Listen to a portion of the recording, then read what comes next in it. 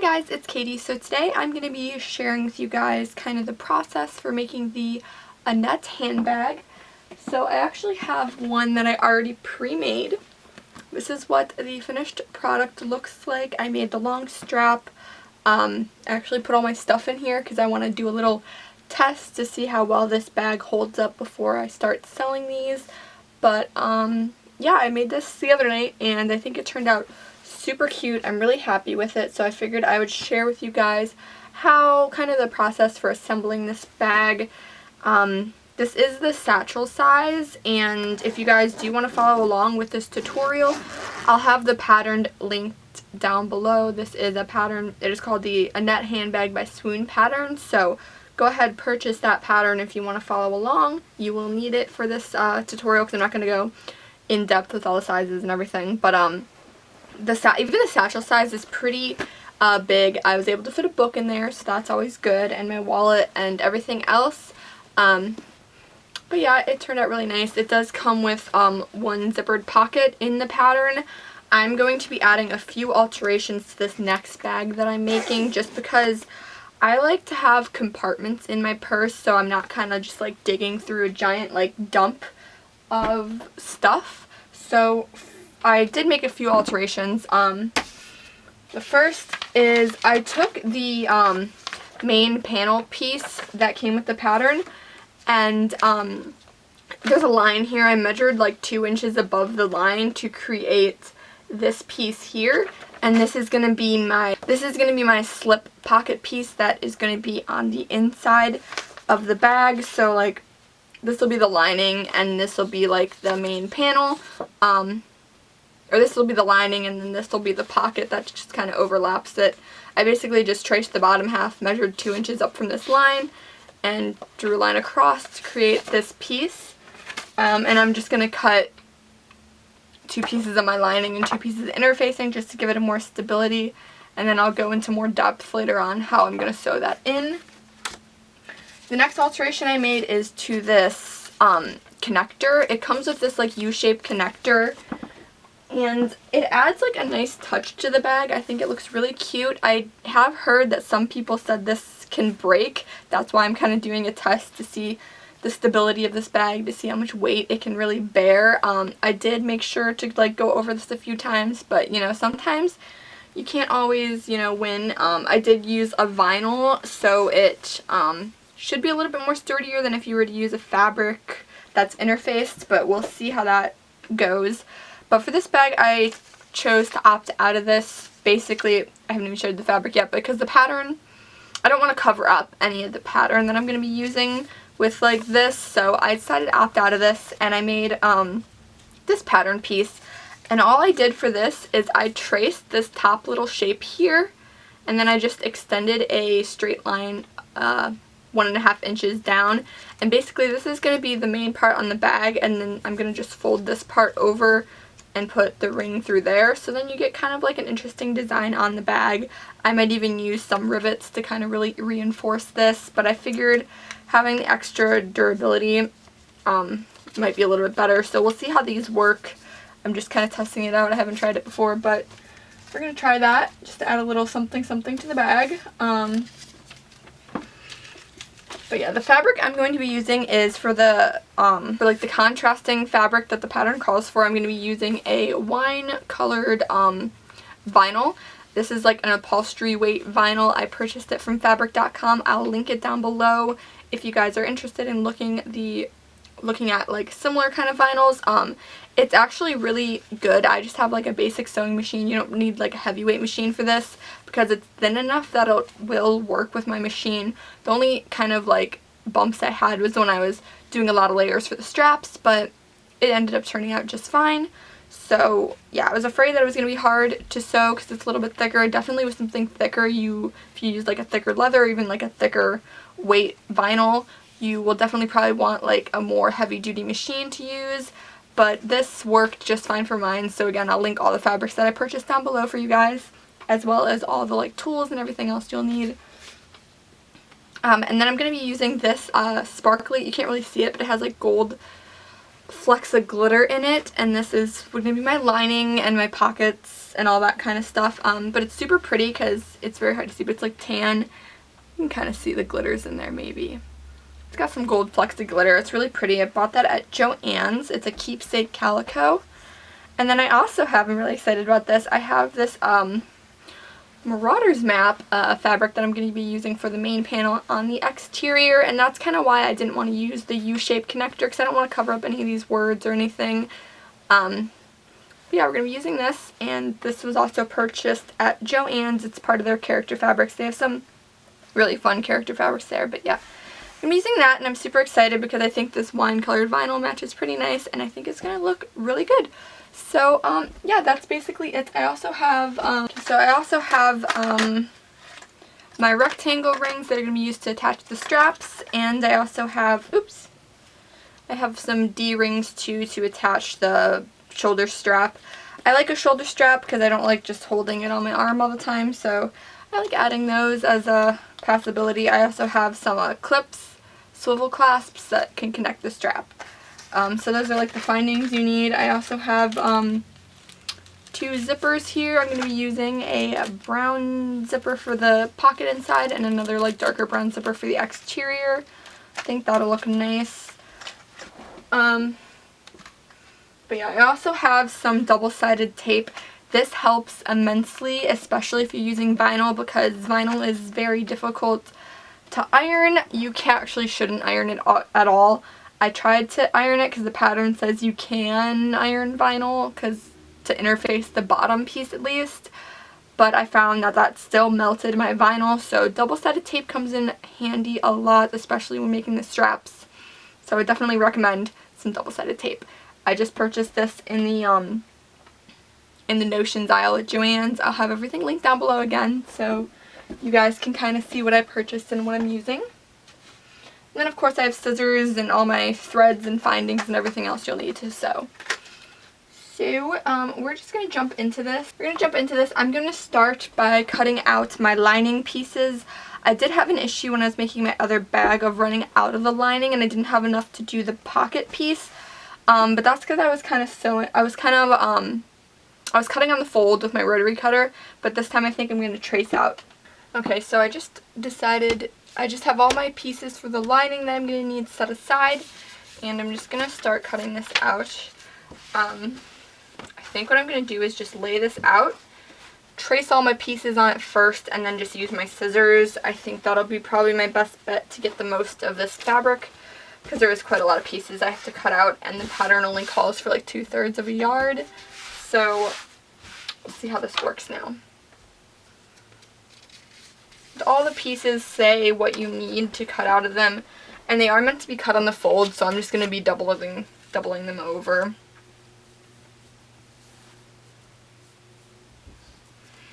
And I'm just going to be using a pen. I'm on the wrong side of the fabric because I don't want to see my marks on the right side of the fabric. And this is just a ballpoint pen. You can of course use a fabric marker if you have that. I've tried using fabric markers and for some reason they don't work very well. I never get them to wash out. Oops, they're a little wonky, but it's okay. Now I'm just lining this up to where the fold should be, and I'm just going to retrace it.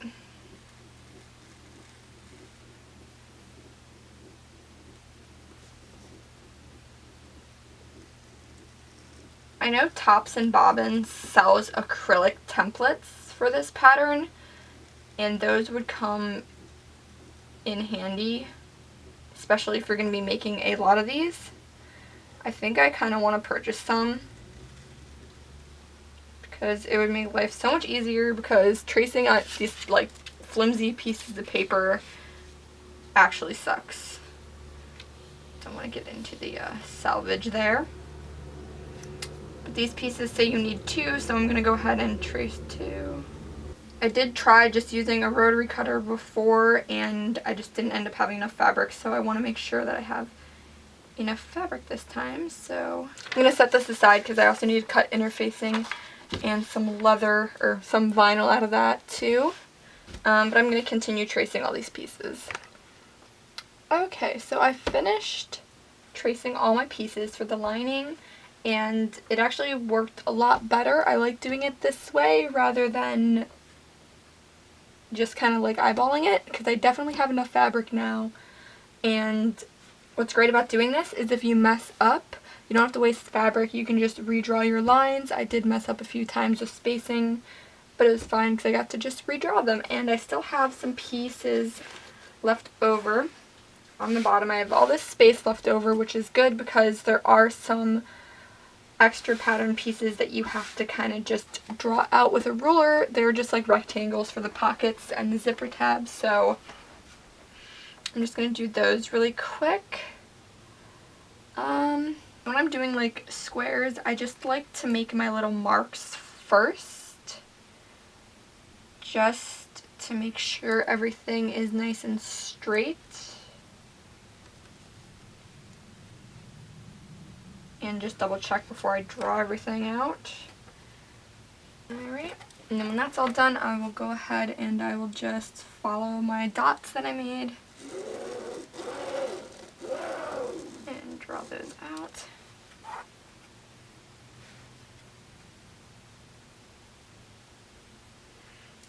This way I just kind of make sure everything's nice and straight.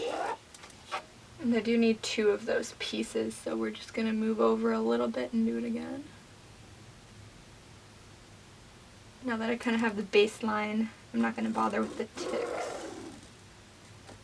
Right there. And see, I messed up, but it's okay because I didn't actually cut anything. If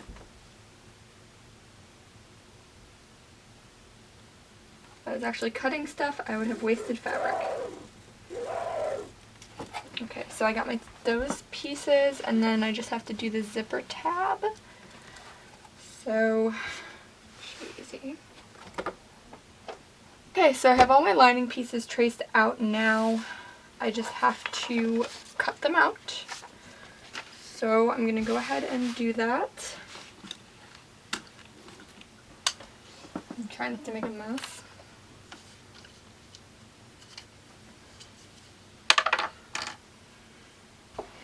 I'm sorry the lighting is so bad, it's like gross and rainy out.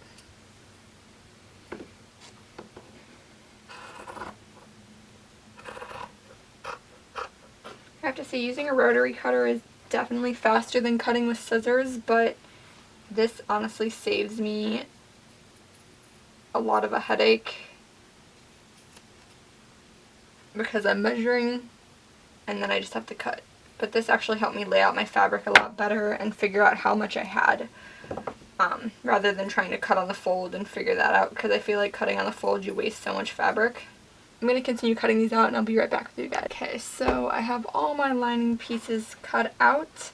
I'm just going to go ahead and set those aside for now.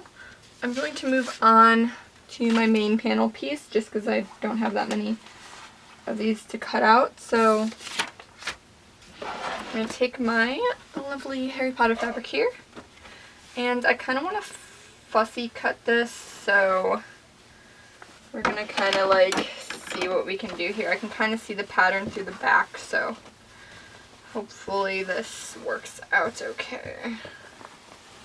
I'm just going to kind of eyeball where I think I can get some good cuts. I might be able to get some here. Okay, so take my pattern and I'm going to try to line this up as centered as possible. Kind of want it up here. If you're fussy cutting a fabric that you can't really see through the back, I would definitely recommend getting a fabric marker and kind of just doing this on the front. Or you could always trace this piece onto a piece of paper to have a big piece of paper that you can just lay over the front, even if you want to use like a clear like plastic kind of like quilt template that they sell. Yep, that should look good. So I'm going to go ahead and do the same thing over here. I have another lovely little piece here. I'm going to try to match this up so that it's pretty similar to, right? I want it to be pretty similar to what I have here. So luckily I can just kind of match the bottom edges there. I don't typically like to fussy cut because I feel like you waste a lot of fabric. But for this type of pattern, I think it's going to look really nice. And I mean, I'll still have enough fabric left over to make something else with this. So yeah, there we go. And I'm just going to go ahead and cut out these pieces. And again, I'm going to use my, these are straight edges, so I'm going to use my rotary cutter and my ruler here to cut these out.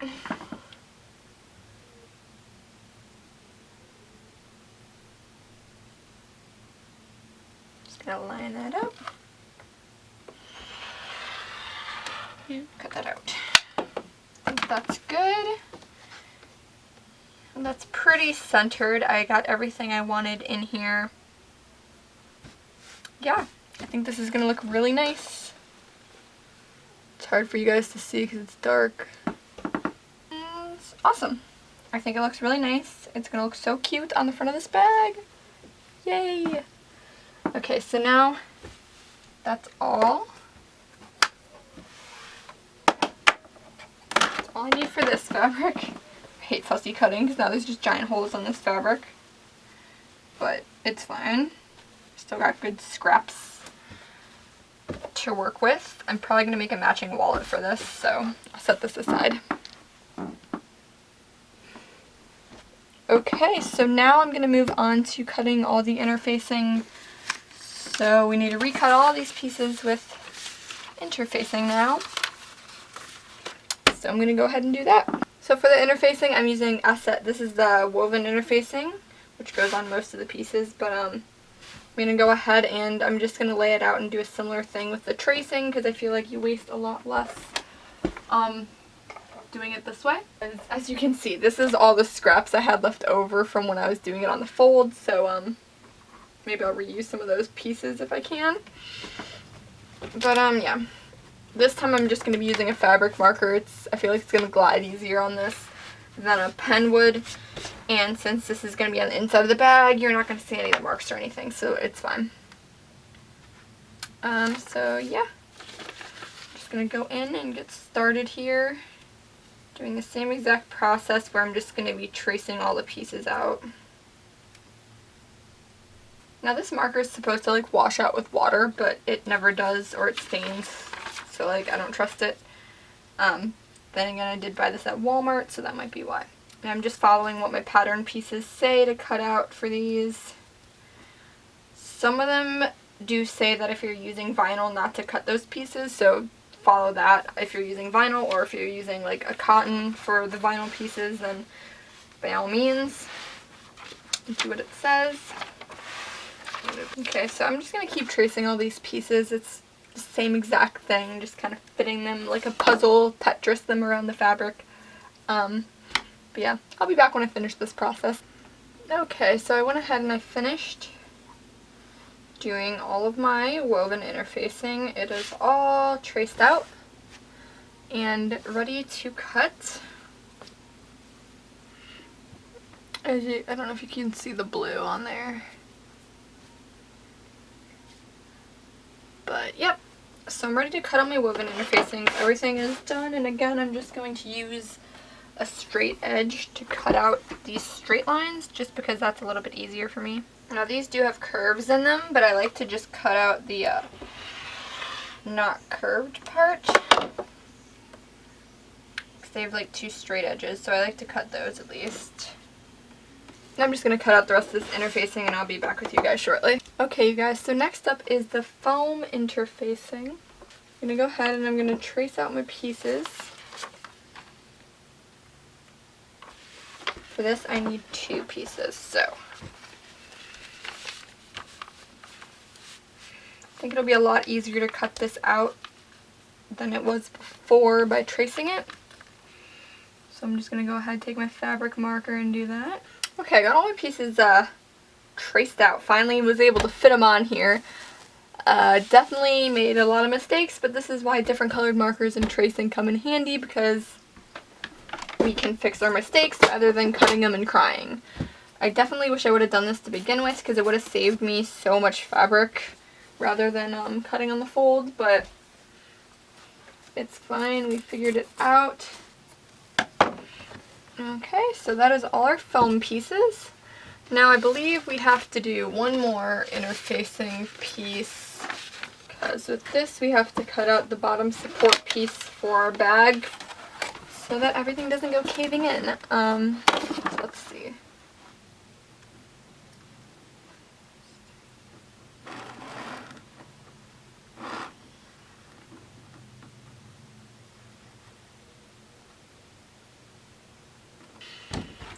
Alright, that piece is done, and now I believe all we have left to do is the vinyl. All the interfacing and all the cottons are done. So we're going to move on to the vinyl. Okay, so over here I have my giant roll of vinyl. Right there. I'm going to lay it so that it is face down. I want the wrong side facing me. And I'm going to just start tracing out these pieces that I need. So I need 4 of these little connectors, so I'm just going to trace these out here.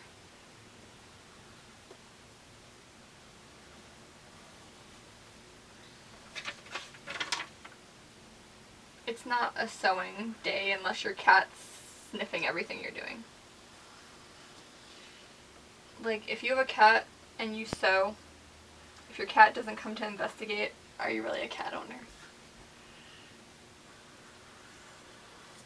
I feel like cutting out the fabric and everything is the longest part of this whole ordeal. Once you get sewing, it just goes by so much quicker.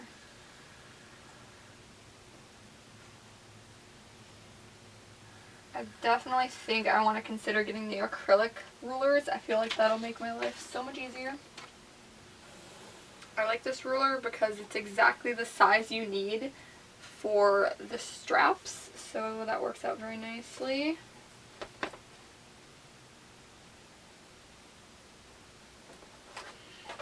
And I'm just going to measure the halfway point because we need 2 straps. Okay guys, I'm back over here now, and all my vinyl pieces have been cut out and they're ready to go. I'm just going to go ahead and organize these pieces a little bit just so everything's together. So none of the vinyls are going to be interfaced, obviously. I don't want to melt that. Except for this piece, but we'll get to that in a second. So first things first, we don't need the foam right now. I'm gonna go ahead and just kind of like have all my interfacings here and all of my pieces that need to be interfaced here.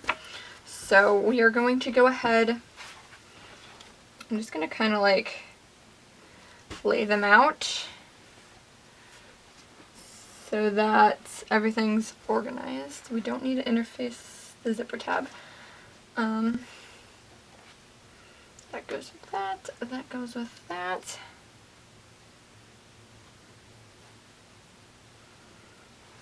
This and this. Just makes it a lot easier if I kind of just separate everything beforehand. I think I actually forgot to cut a couple pieces. I'm supposed to have 4. Oops. This is why I'm glad that I laid everything out, because I forgot some pieces. Got those. And those. Those. These. With these. And I'm just missing those. So, gonna have to do this really quick because I forgot. Now that all that is settled, we can go ahead and start interfacing everything. So I divided everything up just so everything's nice and neat and I know what goes with what. And now we are just ready to interface. I'm going to do a quick once over just to make sure this is all nice and flat.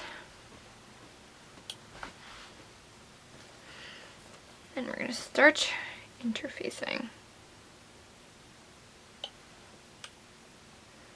So all you need to do is follow the instructions on the package of interfacing. And it's pretty simple.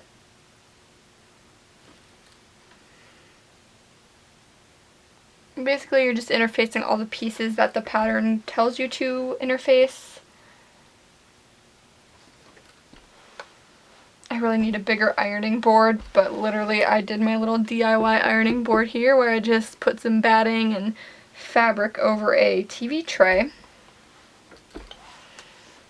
Obviously it didn't work very well because it's burning holes into it. One day I'll invest into a nice big ironing board. And sometimes it goes over a little bit, and I'll just go ahead and trim those little excess pieces off. But yep, pieces all interfaced. I wish you guys could see how pretty this fabric is on the camera, but it's so hard to see because like it's glittery and it is so gorgeous. Now you can kind of see it. Okay, you guys, all my pieces are now interfaced. Now I'm taking the bottom panel piece here and I'm going to attach my stabilizer here. So I'm going to be using some double-sided tape because this vinyl does not withstand heat at all.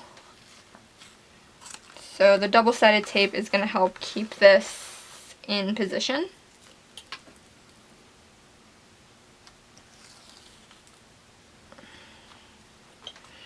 And I find this tape actually works really, really well.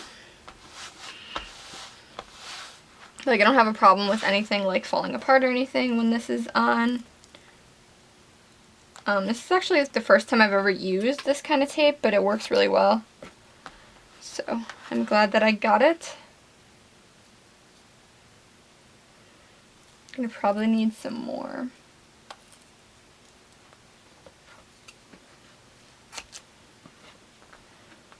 Okay.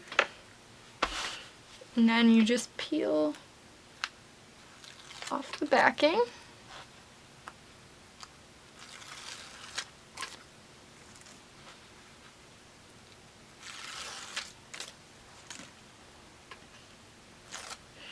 I'm actually going to try something a little bit different than I did last time. I'm going to try to kind of like heat up the glue by steaming this a little bit. So I'm just going to kind of like hold my iron over it because I don't want to get glue all over my iron. I'm going to try to just heat this up a little bit here.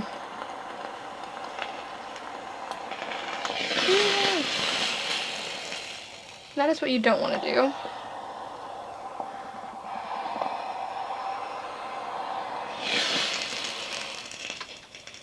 I don't know what just like came out of my iron. I think there's mold in my iron. That's kind of gross. So I'm gonna hope that did kind of something. Sure, it's not hard. And I'm just gonna position this right in the center. Press that down. Even if the glue didn't get wet enough early, even if the glue didn't kind of melt, at least I have the double-sided tape to kind of help a little bit more with that. But there we go. That is all done.